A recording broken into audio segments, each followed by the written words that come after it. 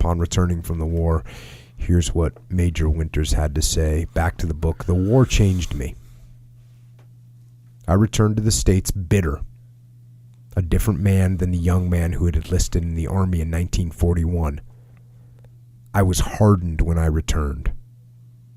First impressions were more important than they had previously been. I looked at things differently. When you return from a wartime environment, you have to adjust to society, the life that you are going to be sharing with others just to make a living. Though I was comfortable in a combat environment, I wondered if I would feel at home among civilized people who wouldn't be able to understand how a soldier thinks and feels. I came to understand that I would have to make changes to be accepted into life at home. This takes time, and it's never easy.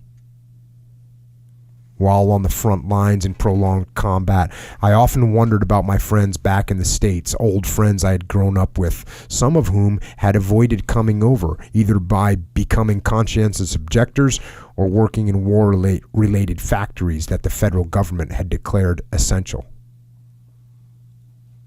I understand everyone doesn't have to share my belief that military service is the only form of service in wartime, but I took immense pride in my contribution to the war effort.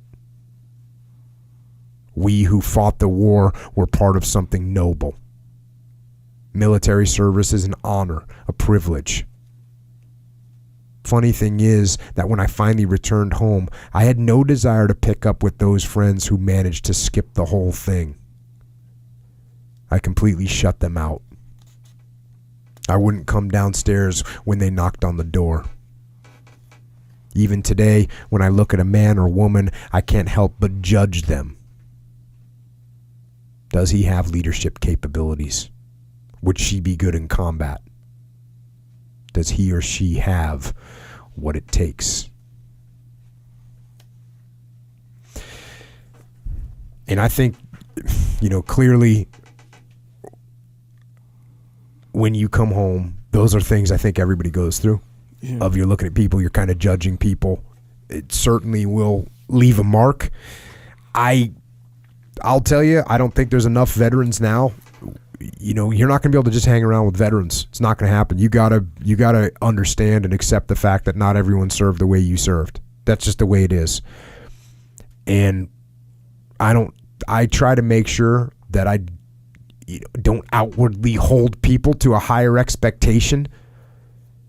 And the other thing is, I think you have to walk a fine line, and you got to make sure you're not looking down on people because they didn't choose the path that you chose. Now, World War II was different or at least appears to be different, because it was so easy. So many people went on the path of, okay, December 7th happened. I'm going to sign up tomorrow, today, whatever. And I think that the way these wars that we've been fighting have gone down, it hasn't been the same. It's been different. And I think we veterans right now have to use some caution before just shutting out everyone else that didn't serve the way we did. We'd be shutting out, basically, you'd probably be shutting out most of the people in your lives. Most of my friends outside the SEAL teams, they're, jiu-jitsu. Got a bunch of friends from jiu-jitsu. None of them served. I can't just shut them all out. So I think we have to be careful about that as veterans, to make sure you're going to have those feelings, understood. Understand that there's more than that, and you got to accept other things going on in the world besides what we did.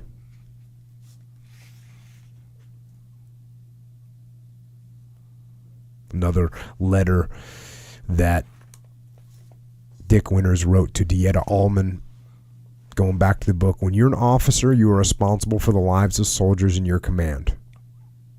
You think about kids like this one paratrooper I knew well, and you soon become old beyond your years. In the 3 years since I had entered the Army, I'd aged a great deal. It seems as if college days and days of civilian life when I did as I pleased are long past. It must have been a dream, a small and short but beautiful part of my life.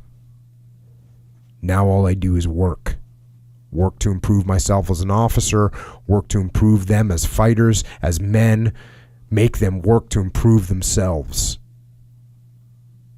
The result is I am old before my time. Not physically old, but hardened to the point where I can make the rest of them look like undeveloped high school boys. Old to the extent where I can keep going after my men fall over and sleep from exhaustion. I can keep going as a mother who works after her sick child and exhausted child has fallen asleep. Old to the extent where if it's a decision or advice needed, my decisions are taken as if the wisdom behind them was infallible. Yes, I feel old and tired from training these men to the point where they are efficient fighters. I hope it means that some will return to those girls back home. And again, the reason I put that in there is because that's pressure. Right, that's the certain amount of pressure that a person that's been in the military has felt, and it's real, that pressure.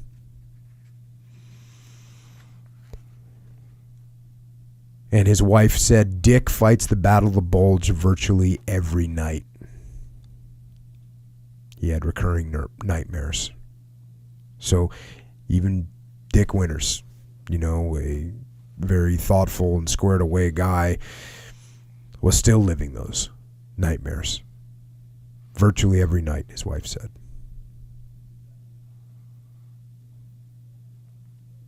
Dick also said, back to the book, I know I did everything within my power to ensure as many soldiers made it home from the war as possible. But when you survive and your soldiers don't, you feel guilty. It haunts me to this day that I lived and so many of my paratroopers died. As the veterans of Easy Company pass on, I am reminded of those who never returned from the war. I see their faces. I can almost hear them calling me.